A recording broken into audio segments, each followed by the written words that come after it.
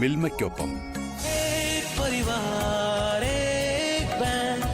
Bank of Maharashtra. സന്നിധാനത്ത് തീർത്ഥാടകരുടെ തിരക്ക് നടപ്പന്തലിലടക്കം വലിയ ക്യൂ അനുഭവപ്പെട്ടു. 87,390 പേരാണ് ഇന്നലെ ദർശനം പൂർത്തിയാക്കി മടങ്ങിയത്. KC ഉണ്ണികൃഷ്ണൻ തയ്യാറാക്കിയ റിപ്പോർട്ട് കാണാം. സന്നിധാനത്ത് വലിയ തിരക്കാണ് രാവിലെ അനുഭവപ്പെട്ടത്. നിരവധി തീർത്ഥാടകരാണ് ദർശനത്തിനായി എത്തിയത്. പുലർച്ചെ മുതൽ വലിയ തിരക്ക് നടപ്പന്തലിലും അതോടൊപ്പം തന്നെ ഫ്ലൈഓവറിലടക്കം അനുഭവപ്പെട്ടിരുന്നു. എന്തായാലും എല്ലാവർക്കും സുഗമമായ ദർശനം ഒരുക്കി തന്നെയാണ് ഈ ക്രമീകരണങ്ങളെല്ലാം തന്നെ നടത്തിയിട്ടുള്ളത്. നിരവധി ആളുകൾക്ക് വളരെ വേഗത്തിൽ തന്നെ പടി കയറാനാവുന്ന രീതിയിൽ തന്നെയാണ് 12ാം പടിയിലെ ക്രമീകരണം.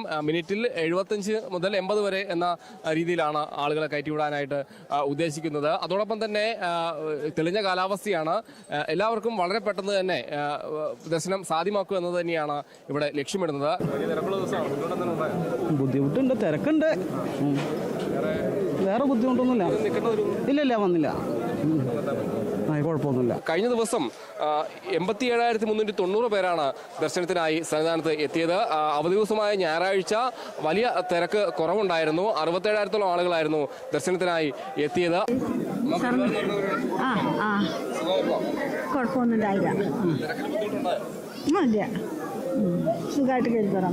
ഇന്നലെ 87,390 പേർ ദർശനത്തിന് വരുന്നു. ഇന്നും വലിയ തിരക്ക് രൂപപ്പെടുന്നുണ്ട്. പക്ഷേ അതൊന്നും വലിയ ബുദ്ധിമുട്ടുണ്ടാക്കുന്നില്ലെന്ന് തന്നെയാണ് തീർത്ഥാടകരും പറയുന്നത്.